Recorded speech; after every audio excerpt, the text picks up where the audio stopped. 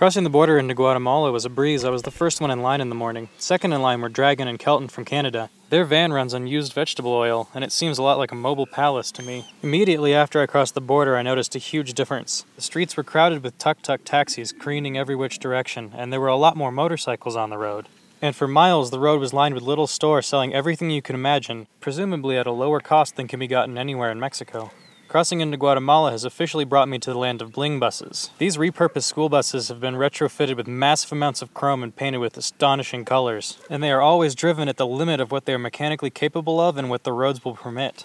And what the roads will permit here is an interesting subject. It seems that in Guatemala there's no standard minimum turn radius or maximum incline. These things effectively make the roads self-limiting in terms of speed, which may explain the conspicuous lack of any sort of speed limit sign. In fact, signage in general here tends to be lacking, and I've come to be very grateful of my ability to ask for directions. But all minor griping about signage aside, these roads have been the most fun that I've ever ridden. And empty, well-paved miles of twisty peg-scraping glory are not few and far between. Fortunately, my ride with the Frenchman a few days back put me in the proper frame of mind to seriously enjoy this kind of riding. After many twisty miles of pavement and a few very rough miles of rocky dirt road, I arrived at the farm of Ron Spector. Ron's house is actually at the bottom of a beautiful valley and there's no road, so I had to hike down. But it was totally worth it. This side of the valley is dry pine forest, and this side is a tropical jungle.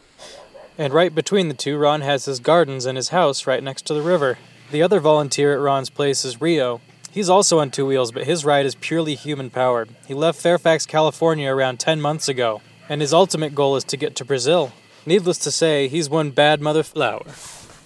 Some of the other residents of Ron's place are three of the cutest sheep I've ever seen. The baby's name is Bandito, the mother's name is Blanca, and the father's name is Macho. Hey, where's Macho? Oh, there he is. And that's how he says hello. Rio and I took a hike up the jungle side of the valley so that he could show me where the coffee plants grow. This meant that finally I could fulfill my lifelong dream of making myself a cup of coffee. And as it turns out, making a cup of coffee is not an easy task. First, you start by picking the red berries that you can find. Then you have to get the seeds out of the cherry. Now from this point on there's a machine that does all of this, but we didn't actually have one, so it was all done by hand. Then once you have a giant pile of way more seeds than you think you'll ever need, you need to dry them to remove a second skin. On a large scale, this is usually done by leaving the seeds out on a tarp to dry in the sun.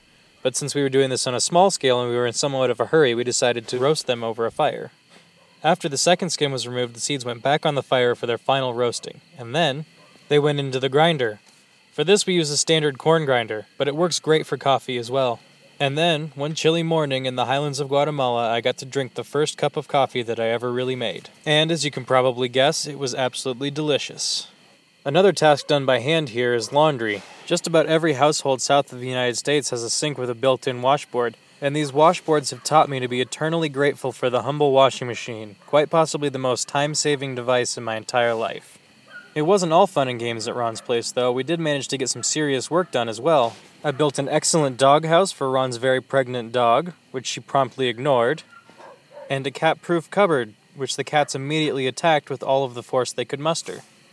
Now, thanks to my friend Danielle, I know that a group of ducks on land is called a brace. But what if some of them are on land and some of them are in the water?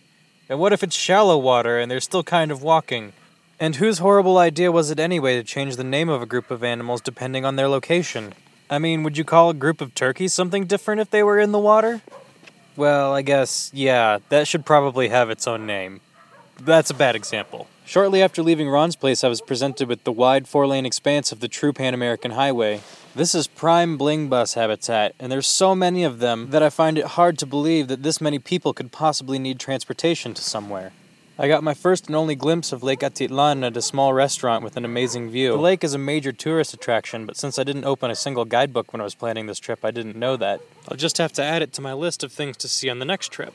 Before I got to Antigua, the Pan American narrowed down to 2 lanes, and the amount of traffic actually increased. And even though I wasn't technically in any city according to the map, the side of the road was still lined with buildings for miles and miles. When traffic came to a standstill, I took the lead from my fellow motorcyclists, and I just drove around anything that I could. One of the unspoken, unsigned traffic laws here seems to be that if your vehicle fits somewhere, then you can drive there. My destination in Antigua is Kyoba Farms. They're a major organic vegetable producer with a lot of extra land, so they were willing to let me camp out in exchange for some work. They're in the process right now of rehabilitating old land that was occupied by derelict greenhouses. For some reason, they decided that these were beyond repair. I can't imagine why. Anyway, they're now in the process of moving large amounts of chickens and goats across the landscape in succession to help rebuild the soil. And their rehabilitation efforts certainly seem to be working. In my time here, I've eaten and witnessed some of the largest and tastiest vegetables I've ever seen. I mean, check out the size of these daikon radishes. It's just absurd how large they are. One might even say that they're ridiculous. And what's more, the parts of the farm that aren't planted to annual crops are planted with perennial fruit trees of all different varieties, including this delicious strawberry guava, of which I've eaten at least 100 in the last 2 days. In between gorging myself on delicious vegetables, I found time to help them build a new worm house to host their vermiculture operation. The worms are just one of the many assistants they employ to help break down their waste vegetable products. I don't know if this camera will be able to pick that up, but I just realized that that volcano in the distance is smoking. Apparently it's active. And upon asking one of the locals how close it was, I received the answer, close enough that if it erupts, you're not going to survive. And so I decided to explore the town a little bit before moving on to my next destination. Antigua is a very aptly named city. Everything here feels and looks absolutely ancient. And apparently there are some very strict laws in place designed to keep it that way, including one that states that cafes are not allowed to have chairs and tables outside for some reason. For me, this has the effect of making the central plaza feel a bit unwelcoming and abandoned. But of course, on closer inspection, you can find just about anything you might need in and around the plaza.